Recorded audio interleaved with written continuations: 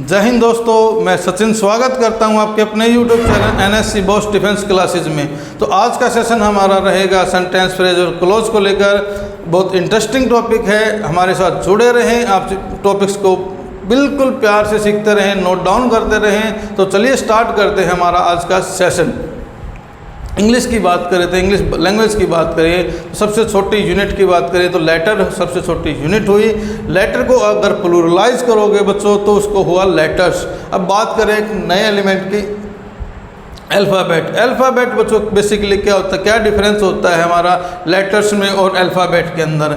Letters हम जब letter को सिंगुलर से प्लूरलाइज करते तो वही हुए हमारे लेटर्स। जैसे ए अगर बात करें तो सिंगल लेटर हुआ, ABCD हमारे हुए लेटर्स। जब हम 26 लेटर को एक सिस्टमेटिक पैटर्न में ऑर्गेनाइज करते हैं तो उनके सेट को हम बोलते हैं अल्फ़ाबेट। ठीक है बच्चों, तो 26 लेटर का एक सिस्टमेटिक पैटर्न में अरेंज हुए सेट को हम अल्फ़ाबेट बोला। अल्फ़ाबेट को हम दो कैटेगरीज में बांट के चलते हैं। पहली कैटेगरी हुई वाउल और दूसरी कैटेगरी हुई हमारी कॉन्सोनेंट। सभी को पता है बच्चों कि वाउल हमारे 5 होते हैं, A-E-I-O-U। बाकी 26 जो लेटर्स बचे हमारे वो हुए हमारे कॉन्सोनेंट्स। जब हम वाउल और कॉन्सोनेंट के कम्बिनेशन की बात करते हैं, उनको मिलाकर पढ़ने की बात करते हैं, तो यूनिट आती है, जो नई यूनिट हमारे सामने आती है उसको हमने बोला वर्ड। वर्ड बेसिकली क्या होता है बच्चों, आप सभी जानते भी हैं, फिर भी मैं आपको दोबारा से बता देता हूँ। Word is a meaningful unit of letters. Word is a meaningful unit of letter. Meaningful कहने का मतलब क्या हुआ बच्चों, मीनिंगफुल का मतलब जिसका कोई कंप्लीट मीनिंग हो। अगर मीनिंग नहीं तो वर्ड नहीं। यूनिट कहने का मतलब क्या हुआ, इंडिविजुअल यानी कि खुद का, यानी कि लेटर से ऐसी बनी यूनिट जिसका अपना कोई कंप्लीट मीनिंग हो, उसको हमने बोला वर्ड। अगर बात करें फ्रेज की, phrase is a collection of word या ग्रुप ऑफ वर्ड्स भी बोल सकते हो बच्चों। It put forward some meaning, जिसका कोई मीनिंग होता है। It has some meaning but not complete meaning. बच्चों मैंने क्या बोला, बिल्कुल सिंपल भाषा में सीखिए, बिल्कुल प्यार से सीखिए, कोई जल्दबाजी नहीं हमें। फ्रेज इज़ ए कलेक्शन या हम बोल सकते ग्रुप ऑफ वर्ड्स। इतना समझ में आया बच्चों।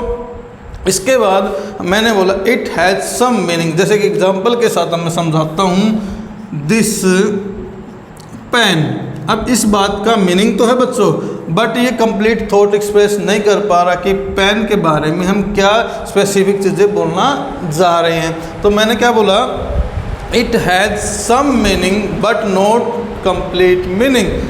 इसका कोई कंप्लीट मीनिंग है नहीं है बच्चों। अब ये क्या है, अपने आप में एक इनकम्प्लीट थॉट है, इसलिए हमने इसको क्या बोला, phrase. Because it does not have its own subject and predicate. क्योंकि फ्रेज के पास बच्चों अपना सब्जेक्ट और प्रेडिकेट नहीं होते। अभी सब्जेक्ट क्या होता है, सभी ने पढ़ रखा होगा, कोई बोलेगा करता होता है, करता पूछूंगा तो बच्चे बताएंगे कि सब्जेक्ट होता है। तो चलो बच्चों आप इसके बारे में भी डिस्कस कर ही लेते हैं। सब्जेक्ट बेसिकली क्या हुआ, subject is the topic of the sentence. Sentence का टॉपिक होता है, subject is the topic of the sentence. It includes what और who the sentence is about. यानी कि दो क्वेश्चन वर्ड होते हैं हमारे, व्हाट और हु का जो आंसर करेगा, और टॉपिक ऑफ द सेंटेंस, ये हमारा होता है सब्जेक्ट। नेक्स्ट की बात करें, प्रेडिकेट। सेंटेंस को हम दो पार्ट्स में बांट कर चलते हैं बच्चों, सभी को आपको पता होगा। बेसिक थर्ड या फोर्थ क्लास ये चीज़ें हमारी स्टार्ट हो जाती सब्जेक्ट और प्रेडिकेट के बारे में। Predicate tells us about the subject और व्हाट सब्जेक्ट डज, यानी कि जो सब्जेक्ट ने किया है या सब्जेक्ट के बारे में सब्जेक्ट को पॉइंट आउट करे, वो हुआ हमारा प्रेडिकेट। दो एलिमेंट आते हैं इसके अंदर, एक हुई हमारी वर्ब, दूसरा हुआ ऑब्जेक्ट। जब भी हम ऑब्जेक्ट की बात करते हैं तो दो ऑब्जेक्ट हमें देखने को मिलते हैं, एक तो हुआ डायरेक्ट ऑब्जेक्ट और दूसरा हुआ हमारा इनडायरेक्ट ऑब्जेक्ट। बच्चों डायरेक्ट ऑब्जेक्ट बिल्कुल ध्यान से देखिए। Direct object answer the question what और हु, यानी कि डायरेक्ट ऑब्जेक्ट वो हुआ जो दो क्वेश्चन वर्ड का रिप्लाई करे, दो क्वेश्चन वर्ड का आंसर करे, व्हाट और हु का आंसर करे। चलो एक एग्जांपल के साथ समझा देता हूँ। सी गेव मी ए गिफ्ट। ठीक है, अब बात करें सी हमारा सब्जेक्ट हुआ, गिव वर्ब हुई, एक ये हुआ ऑब्जेक्ट और एक हुआ ऑब्जेक्ट। ठीक है, तो अब हमें ये पता करना होगा इसमें हमारा डायरेक्ट ऑब्जेक्ट कौन सा है। तो देखो मैंने क्या बोला, सी गेव मी व्हाट। अगर व्हाट के आंसर की बात करूं तो व्हाट का आंसर आया बच्चों हमारा गिफ्ट। व्हाट का आंसर आया बच्चों हमारा गिफ्ट। तो गिफ्ट क्या हुआ हमारा बच्चों, डायरेक्ट ऑब्जेक्ट हुआ। इसी तरीके से ये होम का भी आंसर करेगा। जो क्वेश्चन व्हाट का और होम का आंसर करे वो हमारा डायरेक्ट ऑब्जेक्ट होता है बच्चों। अगर बात करें इनडायरेक्ट ऑब्जेक्ट की बात करें तो an indirect object answer the question to whom. अब इसमें क्या डिफरेंस हुआ बच्चों, अब ये गिफ्ट किसको रिसीव हुआ है, यानी कि इनडायरेक्ट ऑब्जेक्ट को। बच्चों थोड़ा सा और डिटेल में समझे, डायरेक्ट ऑब्जेक्ट बेसिकली वर्ब के लिए काम करता है। किसके लिए काम करता है, वर्ब के लिए काम करता है। वर्ब से आप दो क्वेश्चन पूछो बच्चों, व्हाट और हुम। व्हाट और हुम यानी कि तो वो जो हमारा आंसर देगा वो होगा हमारा डायरेक्ट ऑब्जेक्ट। और देखो जो वर्ब से डायरेक्ट इन्फॉर्मेशन को रिसीव करता है वो हमारा होता है डायरेक्ट ऑब्जेक्ट, और जो डायरेक्ट ऑब्जेक्ट से हमारी इन्फॉर्मेशन को रिसीव करे उसको हम बोलते हैं इनडायरेक्ट ऑब्जेक्ट। यानी कि टू होम का आंसर हमें मिलेगा इनडायरेक्ट ऑब्जेक्ट से। चलो और थोड़ी सी डिटेल में आपके बारे में इसके बारे में बता देता हूँ। जैसे कि बात मैं कर रहा हूँ कि भाई इसको रिमूव कर लेते हैं, इसको यहाँ से एक बार हमने कर दिया रिमूव, तो क्या ये अभी भी हमारा सेंस बन रही है कोई? बिल्कुल बच्चों, सी गेव ए गिफ्ट। यानी कि हम इनडायरेक्ट ऑब्जेक्ट सेंटेंस में नहीं हो तब भी हम कंप्लीट मीनिंग को बता सकते हैं। यानी कि हम बोल सकते हैं direct object is compulsory in every sentence. Direct object is compulsory in every sentence. Direct object अगर हमारा कंपलसरी है तो इनडायरेक्ट ऑब्जेक्ट बच्चों बताओ कंपलसरी होगा या नहीं होगा? तो बच्चों indirect object is not compulsory in every sentence. बिल्कुल उम्मीद है आपको अच्छे से समझ आया होगा। डायरेक्ट और इनडायरेक्ट ऑब्जेक्ट हमारे क्या हुए। डायरेक्ट ऑब्जेक्ट दोबारा से एक बार फिर बता देता हूँ आपको। Direct object answer the question what और हुम। जो व्हाट का और हुम का आंसर करेगा, जो वर्ब के लिए काम करता है, जो हर एक सेंटेंस में कंपलसरी होता है। इनडायरेक्ट ऑब्जेक्ट जो क्वेश्चन वर्ड टू होम का आंसर करेगा, indirect object is not compulsory, और जो ये इन्फॉर्मेशन जो रिसीव करेगा डायरेक्ट ऑब्जेक्ट से इन्फॉर्मेशन को रिसीव करेगा। चलो अगर बात करें डायरेक्ट ऑब्जेक्ट के बाद हम वर्ब की। वर्ब बच्चों हमारी दो तरह की हम लेके चलते हैं। वर्ब का वैसे टॉपिक बहुत बड़ा है, ब्रॉड टॉपिक है, लेकिन अभी हम बात करें सिर्फ हेल्पिंग वर्ब और मेन वर्ब की। हेल्पिंग वर्ब की बात करें बच्चों तो हेल्पिंग वर्ब हमारी हुई दो तरह की। एक तो हुई प्राइमरी। कौन सी बच्चों? प्राइमरी, जो हम टेंस में यूज़ करके चलते हैं। और दूसरी हुई हमारी मॉडल ऑक्सिलरी। दूसरी हुई हमारी मॉडल ऑक्सिलरी। प्राइमरी वर्ब्स के बारे में बात करें तो प्राइमरी वर्ब हमारी होती तीन। पहली अगर बात करें बी की अगर फर्स्ट फॉर्म की बात करें तो हुई इज, एम या आर। सेकंड की बात करें वॉज, वर। बीन,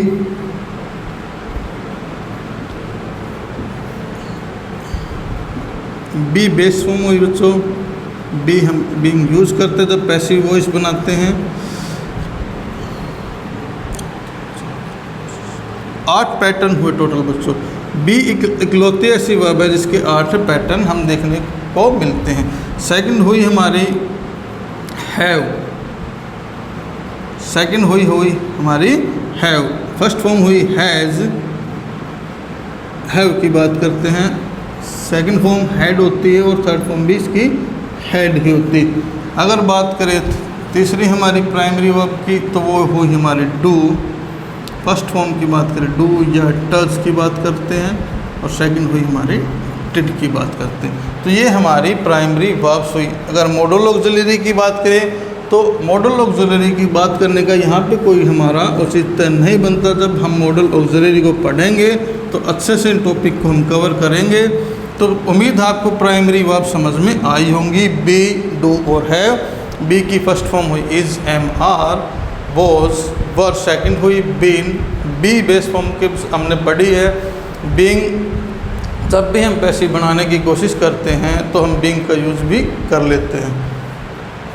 अब बात करें मेन वर्ब की। मेन वर्ब की बात करें तो बच्चों दो तरह की हम पढ़ के डिस्कशन में लेकर चल रहे हैं। एक हुई हमारी ट्रांजिटिव वर्ब, दूसरी हुई हमारी इंट्रांजिटिव वर्ब। ट्रांजिटिव वर्ब बच्चों वो वर्ब्स होती हैं जिनको अपना मीनिंग कंप्लीट करने के लिए ऑब्जेक्ट की ज़रूरत होती है। यानी कि transitive verb requires an object to complete its meaning. यानी कि ट्रांजिटिव वर्ब को अपना मीनिंग कंप्लीट करने के लिए ऑब्जेक्ट की ज़रूरत होती है। जबकि अगर बात करें इंट्रांजिटिव वर्ब की तो इंट्रांजिटिव वर्ब अपने आप में सेल्फ सफिशिएंट होती है, अपने मीनिंग को लेकर सेल्फ सफिशिएंट होती है। उसको अपना मीनिंग कंप्लीट करने के लिए डायरेक्ट ऑब्जेक्ट की यानी कि ऑब्जेक्ट की ज़रूरत नहीं होती। और दूसरी बात, जब ट्रांजिटिव वर्ब की हम कर ही रहे हैं तो ट्रांजिटिव वर्ब आगे एक्शन को रिसीव होगा। जैसे मैं एग्जांपल के साथ बताता हूँ, जैसे रामा किल्ड रावण। राम ने कोई भी एक्शन किया, ये हमारी ट्रांजिटिव वर्ब हुई और आगे एक्शन रिसीव हुआ। आगे एक्शन रिसीव हुआ यानी कि जब भी ट्रांजिटिव वर्ब होगी तो उसको अपना मीनिंग कंप्लीट करने के लिए डायरेक्ट ऑब्जेक्ट कंपलसरी चाहिएगा। और आगे ये जो एक्शन है, जो राम ने एक्शन जो उसको किया, आगे रिसीव होगा। क्या होगा बच्चों? रिसीव होगा। जब बात करेंगे हम इंट्रांजिटिव वर्ब की, जैसे एक एग्जांपल के साथ मैं लेकर चलता हूँ, birds fly. Birds fly, birds ने कोई एक्शन किया, वो आगे एक्शन रिसीव नहीं हुआ। बात ये है बच्चों, जब आगे अगर एक्शन रिसीव नहीं होता है तो वो हमारी वर्ब होती है इंट्रांजिटिव वर्ब। उम्मीद है आपको अच्छे से समझ आई होगी। जब ट्रांजिटिव वर्ब की बात करते हैं तो आगे एक्शन रिसीव होता है। जब इंट्रांजिटिव वर्ब की बात करते हैं तो उसका इफेक्ट सब्जेक्ट तक ही सीमित रहता है, आगे एक्शन रिसीव नहीं होता, कैरी फॉरवर्ड नहीं होता। जब ट्रांजिटिव की बात करें तो दो तरह की ट्रांजिटिव वर्ब हमें देखने को मिलती हैं। एक तो मोनो ट्रांजिटिव और दूसरी हुई हमारे डीआई ट्रांजिटिव। मोनो का मतलब बच्चों एक सिंगल यूनिट होता है, सिंगल होता है। जब बात करें डीआई की, डीआई का मतलब हुआ टू, यानी कि क्या कहना चाह रहे हैं हम यहाँ पे, आपको क्या समझाना चाह रहे हैं। मोनो ट्रांजिटिव वर्ब्स कहने का मतलब that requires exact one object, यानी कि मोनो ट्रांजिटिव वर्ब वो होती है जिसको अपना मीनिंग कंप्लीट करने के लिए एक ऑब्जेक्ट काफ़ी होता है। बट जब हम ट्रांजिटिव डीआई ट्रांजिटिव की बात करें तो दैट रिक्वायर्स टू ऑब्जेक्ट। वहाँ पे उस सेंटेंस में हमें दो ऑब्जेक्ट देखने को मिलते हैं बच्चों। एक हुआ हमारा डायरेक्ट ऑब्जेक्ट और एक हुआ हम देखने को मिलता है इनडायरेक्ट ऑब्जेक्ट की बात करें। ये हमने पढ़ ही लिया था बच्चों, डायरेक्ट ऑब्जेक्ट और इनडायरेक्ट ऑब्जेक्ट हमने भी सीख ही लिया था। तो चलो इस सेक्शन को थोड़ा सा और इंटरेस्टिंग बनाते हैं और नई नई चीज़ें को हम जोड़ के चलते हैं।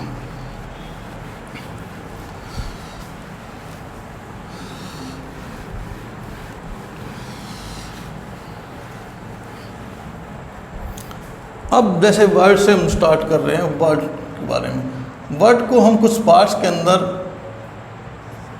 कैटेगराइज करते हैं, इसके भी अपने कुछ हिस्से बढ़ते हैं, इसको हम बोलते हैं पार्ट्स ऑफ स्पीच।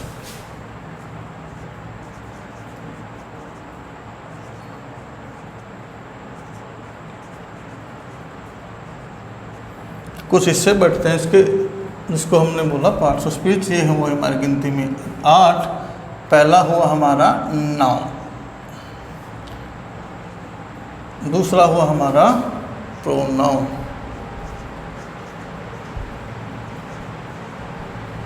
उसके बाद हमने पढ़ा एडजेक्टिव,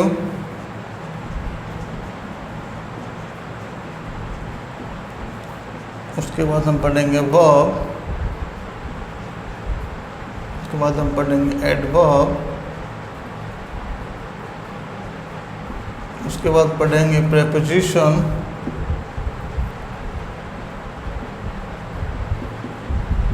उसके बाद हम पढ़ेंगे कंजंक्शन, उसके बाद हम पढ़ते हैं इंटरजेक्शन। ये हमारे बच्चों 8 पार्ट्स ऑफ स्पीच हुए, इसका डिस्कशन बाद में करेंगे। अभी मैंने आपको सिर्फ इनका इंट्रोडक्शन दिया है, भाई क्या कौन कौन से हमारे पार्ट्स ऑफ स्पीच होते हैं। तो आपके सामने है 8 पार्ट्स ऑफ स्पीच। अब बात करते हैं सेंटेंस की। सेंटेंस के हम टाइप्स की बात करते हैं। सेंटेंस को हम बिल्कुल डिटेल में समझने की बात करते हैं। सेंटेंस के अंदर एलिमेंट हमने 2 एलिमेंट के भी मेंशन किए थे कि 2 एलिमेंट्स होते हैं, यानी कि 2 पार्ट्स में बांट के चलते हैं। एक हुआ हमारा सब्जेक्ट, दूसरा हुआ प्रेडिकेट। सेंटेंस की छोटी सी definition, sentence is a group of words that are arranged in a specific order to express a complete thought, meaning, opinion, sense, कुछ भी बच्चों आप बोल सकते हैं। बेसिकली बच्चों सेंटेंस क्या हुआ, दोबारा से रिपीट कर रहा हूँ। Sentence is a group of words that are arrange in a specific order to express a complete meaning. तो सेंटेंस के हम अब टाइप्स की बात करते हैं। Types of sentence.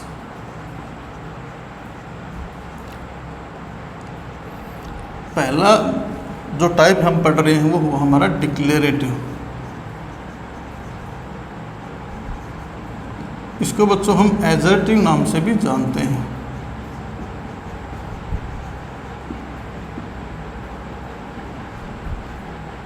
या फिर हम इसको स्टेटमेंट सेंटेंस भी बोल सकते हैं।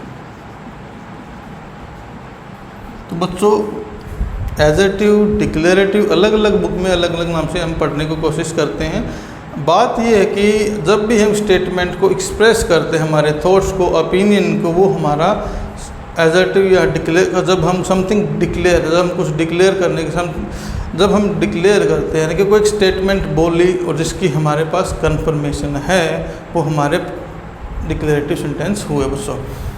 हम कुछ डिक्लेयर कर रहे हैं, कुछ बताना चाह रहे हैं, बिल्कुल सिंपल सेंटेंसेज होते हैं। इसमें 2 तरह के सेंटेंसेज हमें देखने को मिलते हैं। इसको 2 कैटेगराइज में बांट के चलते हैं। एक तो एफर्मेटिव हुआ, दूसरा हुआ हमारा नेगेटिव।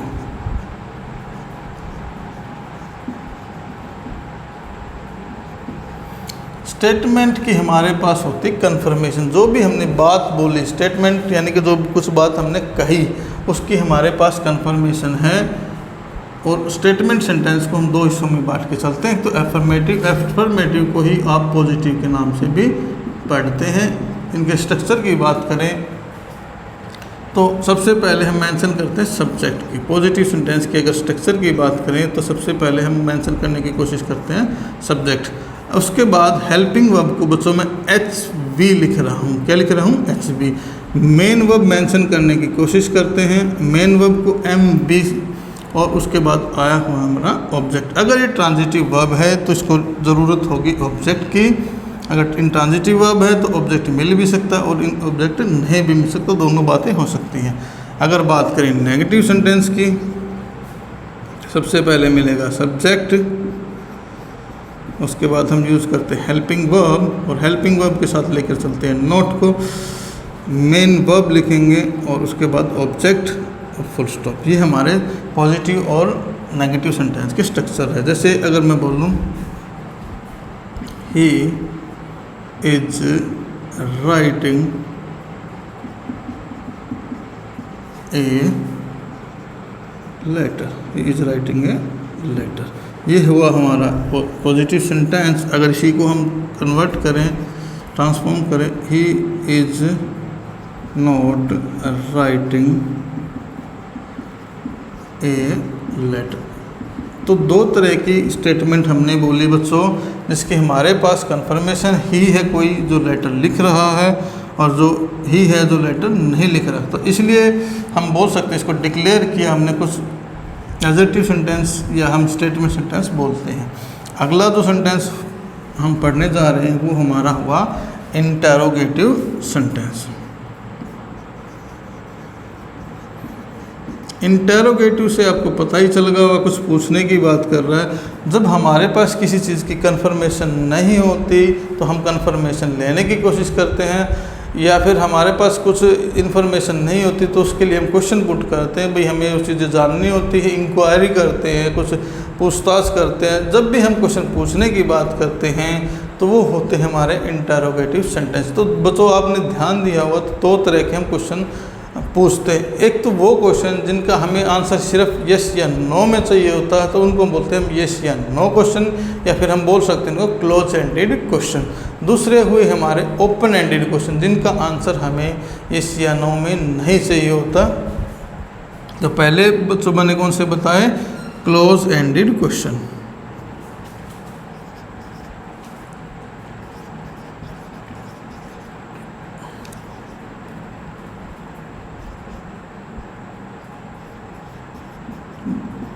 जिनका आंसर हमें चाहिए होता है या तो यस में या फिर नो में।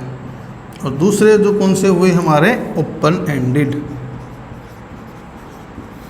ओपन एंडेड कहने का मतलब ये हुआ बच्चों जिसका आंसर हमें यस या नो में नहीं चाहिए होता। तो इसका स्ट्रक्चर मैं आप यहाँ पे लिख देता हूँ। उम्मीद आपने ऊपर वाला नोट डाउन कर लिया हुआ अच्छे से। पहले लिखते हैं क्लोज एंडेड का। सबसे पहले लिखने की कोशिश करते हैं हेल्पिंग वर्ब, उसके बाद मेंशन करते हैं सब्जेक्ट को एस लिख रहा हूँ बच्चों, उसके बाद मेन वर्ब आएगी, उसके बाद ऑब्जेक्ट लिखेंगे और क्वेश्चन मार्क। इस एग्जांपल के साथ हम चीज़ें को समझते हैं। इज ही राइटिंग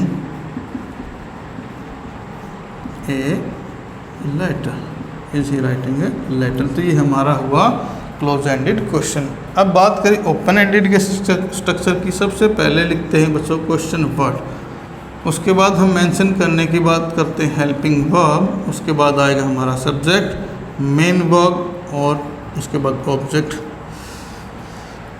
तो ये हमारा स्ट्रक्चर रहेगा। सेम आप क्वेश्चन बना सकते हैं, बिल्कुल इजी आपके लिए है। तो क्लोज एंडेड और ओपन एंडेड दो तरह के हमें इंटरोगेटिव सेंटेंस देखने को मिलते। अब बात करें हम इंपेरेटिव सेंटेंस की। इंपेरेटिव सेंटेंस में हम लेकर चलते हैं बच्चों इंपेरेटिव सेंटेंस की बात करें जो हमारा तीसरे टाइप का सेंटेंसेस है। इंपेरेटिव सेंटेंस में हम लेकर चलते हैं ROCASP। R stand for request, order, command, advice, warning, suggestion, prohibition.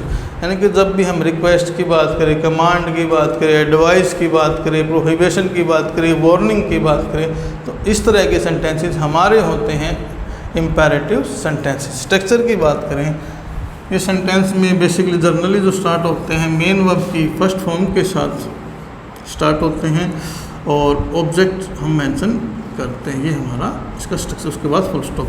कई बार हमें इससे पहले को प्लीज़ या काइंडली भी देखने को मिलता है अगर हम इसको रिक्वेस्ट किसी से कर रहे हैं।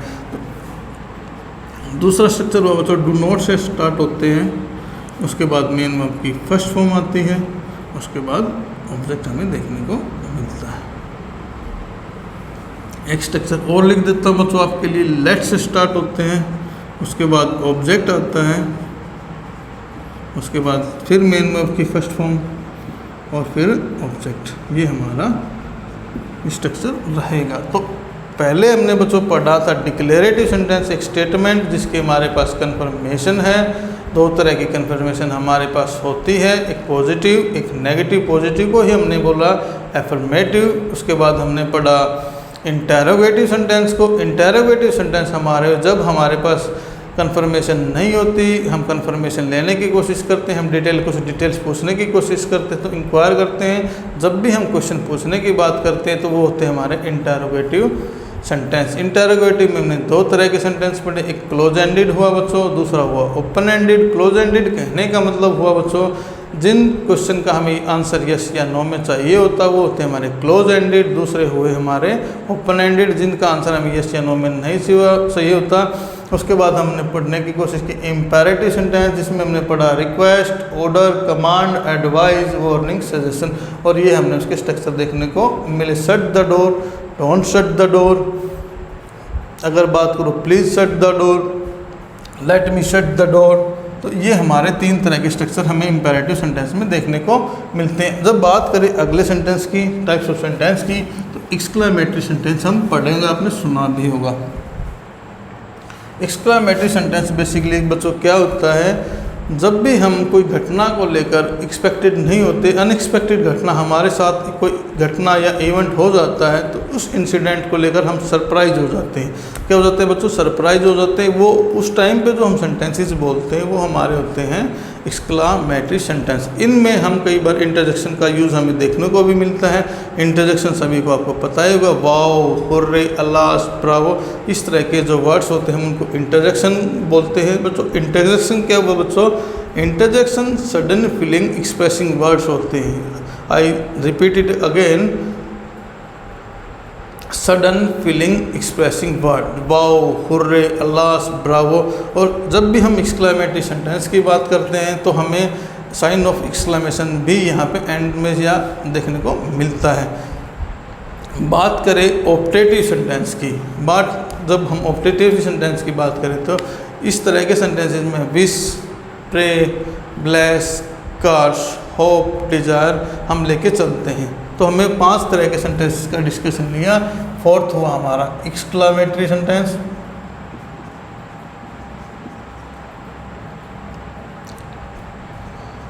और 5th हुआ हमारा। तो ये हम इनके कोई प्रॉपर स्ट्रक्चर होते नहीं वैसे तो बच्चों, फिर भी हम इनको सेंटेंस को छोड़ के नहीं चल सकते। जब हम सेंटेंस के टाइप्स की बात करें तो 5 सेंटेंस के टाइप हमने कवर किए हैं। उम्मीद है आपको अच्छे से समझ में आए होंगे। अब बात करें फ्रेज की बच्चों।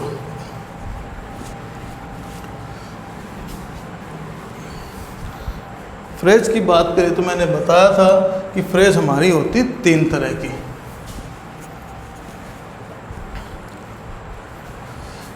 एक हुई हमारी नाउन फ्रेज,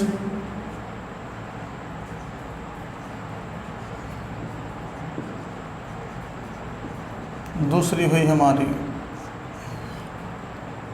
एडजेक्टिव फ्रेज,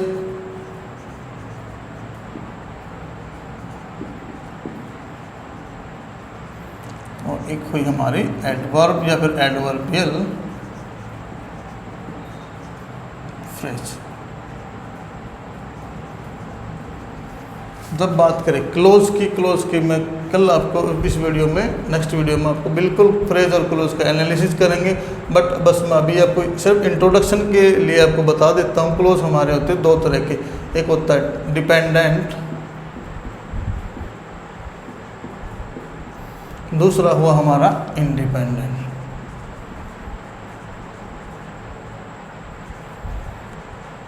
जब डिपेंडेंट क्लोज की बात करते हैं बच्चों, ये हमारे 3 तरह के होते हैं। नाउन क्लोज, दूसरा हुआ हमारा एडजेक्टिव क्लोज,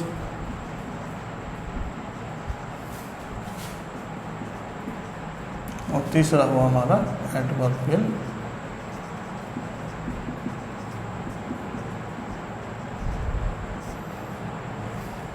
तो बच्चों आज का जो सेशन हमारा था, हमने बिल्कुल बेसिक चीज़ जैसे कि हमने पढ़ा इंग्लिश लैंग्वेज होती है, इसमें 26 लेटर होते हैं। 26 लेटर के सेट को हमने अल्फ़ाबेट बोला। उसके बाद हमने वर्ड को पढ़ा, word is a meaningful unit of letters.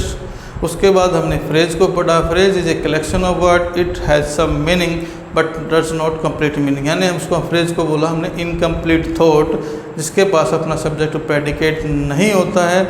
उसके बाद हमने सेंटेंस को पढ़ा, sentence is a group of words, it has complete meaning, यानी कि सेंटेंस अपने आप में बच्चों एक ग्रुप ऑफ वर्ड्स हुआ जो सिस्टमेटिक पैटर्न में एक अरेंज है और उसका अपना कंप्लीट मीनिंग, जिसके पास अपना सब्जेक्ट भी होता है, उसका प्रेडिकेट भी होता है। सेंटेंस की बेसिकली बात करें, sentence starts with capital letters start होता है, and with full stop, question mark and exclamation mark के साथ एंड होता है।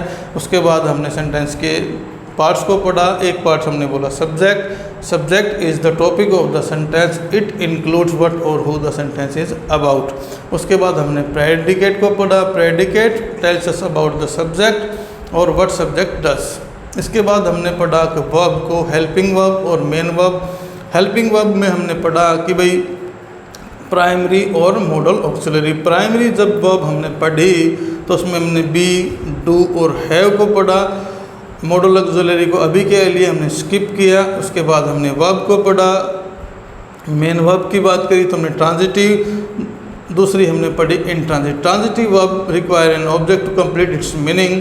ट्रांजिटिव वर्ब्स वे वर्ब्स हुई जब जिनको अपना मीनिंग कंप्लीट करने के लिए ऑब्जेक्ट की रिक्वायरमेंट रही।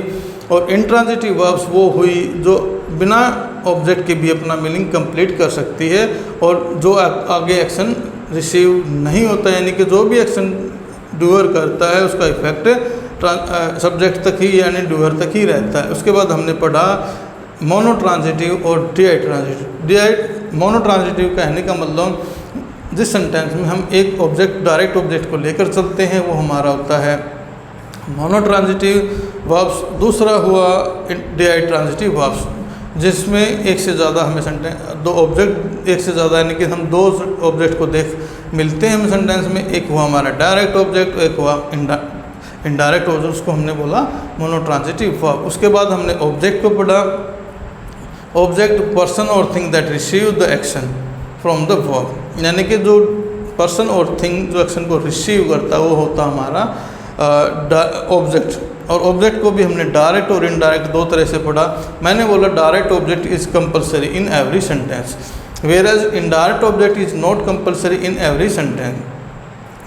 जो direct object answer the question word what और हु का जो आंसर करेगा वो हमारा होगा direct object. Where indirect object जो होगा वो टू होम का आंसर करेंगे, जो चीज़ें किसके लिए की गई हैं। अब उसके बाद हमने पढ़ा सेंटेंस के टाइप को, जिसमें हमने पढ़ा पहले सेंटेंस में एजर्टिव सेंटेंस, जिसी को हमने डिक्लेरेटिव बोला, उसी को स्टेटमेंट बोला, यानी कि एक बात हमने बोली और उसकी हम कंफर्मेशन यानी कि उसकी हम जानकारी रखते हैं। तो दो तरह की हमारी स्टेटमेंट होती हैं, एक तो पॉजिटिव स्टेटमेंट, दूसरी नेगेटिव। पॉजिटिव को ही हमने बोला एफर्मेटिव, जिसके हमने स्ट्रक्चर को पढ़ा। इसमें हमें सबसे पहले सब्जेक्ट को यूज़ किया, उसके बाद हेल्पिंग वर्ब, उसके बाद मेन वर्ब, फिर फुल स्टॉप या पीरियड की बात हम करते हैं। नेगेटिव सेंटेंस की बात करें तो सब्जेक्ट, उसके बाद helping verb, main verb, object. Helping verb के साथ हमने नोट का यूज़ किया, उसके बाद हमने इंटरोगेटिव सेंटेंस की बात करी। जब हम कुछ इंटरोगेट करने की कोशिश करते हैं, कुछ पूछताछ करने की बात करते हैं, कुछ इंक्वायरी करते हैं, जब क्वेश्चन पूछने की कोशिश करते हैं, कुछ डिटेल की बात करते हैं, कुछ कन्फर्मेशन लेने की बात करते हैं, तो हम जनरली बच्चों क्या करते हैं, क्वेश्चन ही तो पूछेंगे ना। तो क्वेश्चन हम दो तरह के क्वेश्चन पूछते हैं, एक तो भाई मेरे को ये बता दे, या तो हाँ या ना। ऐसे क्वेश्चन हमारे होते हैं क्लोज एंडेड या येस या नो क्वेश्चन भी हम बोलते हैं, जिनका आंसर हमें येस या नो में चाहिए होता है। दूसरे के तरह के क्वेश्चन हुए हमारे जिनका आंसर हमें येस या नो में नहीं चाहिए होता। दोनों तरह के स्ट्रक्चर मैंने आपको मेंशन किए, दोबारा से रिपीट करके बताता हूँ। हेल्पिंग वर्ब, उसके बाद आएगी सब्जेक्ट, उसके बाद मेन वर्ब, उसके बाद ऑब्जेक्ट, फिर क्वेश्चन मार्क आएगा। अगर बात करें ओपन एंडेड की, सबसे पहले क्वेश्चन वर्ड, उसके बाद helping verb, subject, main verb, object, question mark. बात करें इंपैरेटिव सेंटेंस की, जिसमें हम request, order, command, advice, suggestion, prohibition को लेकर चले। तीन तरह के हमने स्ट्रक्चर देखे, मेन वर्ब के साथ स्टार्ट हुए, उसके बाद ऑब्जेक्ट, फिर full stop. Do not main verb की फर्स्ट फॉर्म ऑब्जेक्ट। अगर बात करें थर्ड स्ट्रक्चर की तो लेट ऑब्जेक्ट मेन वर्ब की फर्स्ट फॉर्म ऑब्जेक्ट। तो हमने उसके बाद नेक्स्ट सेंटेंस जो पढ़ा हमने पढ़ा एक्सक्लेमेटरी सेंटेंस। जैसे सडन इवेंट या कुछ घटना है जिनको हम एक्सपेक्टेड, जो हमारे अनएक्सपेक्टेड होती हैं, तो हमारे जो सरप्राइज़ हमारे लिए सरप्राइज़ होते हैं वो सेंटेंस होते हैं हमारे लिए एक्सक्लेमेटरी सेंटेंस। ऑप्टेटिव सेंटेंस की बात करें तो जिसमें हम wish, pray, place, hope, desire, curse, इस तरह के सेंटेंस जनरली स्टार्ट होते हैं मे से भी बच्चों। तो आज तक जो चीज़ें हमने आज पढ़ी हैं उसको अब अच्छे से रिवाइज करके आए। कल जो हमारा डिस्कशन होगा नाउन फ्रेज को लेकर होगा, नाउन फ्रेज के एडजेक्टिव फ्रेज को लेकर होगा, एडवर्बियल फ्रेज को लेकर होगा, क्लोज को लेकर हम करेंगे। फ्रेज और क्लोज के डिस्कशन को हम कल लेकर चलेंगे। और तब तक के लिए आप वीडियो को, नोट्स को दोबारा से देखें, अच्छे से समझें। कुछ चीज़ें समझ नहीं आई तो आप कमेंट बॉक्स में आप टाइप कर सकते हैं। आप जितने आपके अच्छे वीडियो में इन्वॉल्व होंगे उतने हम अच्छे से चीज़ों को अच्छे से एक्सप्लेन कर पाएंगे और आपके हर क्वेश्चन का हम जवाब देने की कोशिश करेंगे। तब तक के लिए जय हिंद, जय भारत।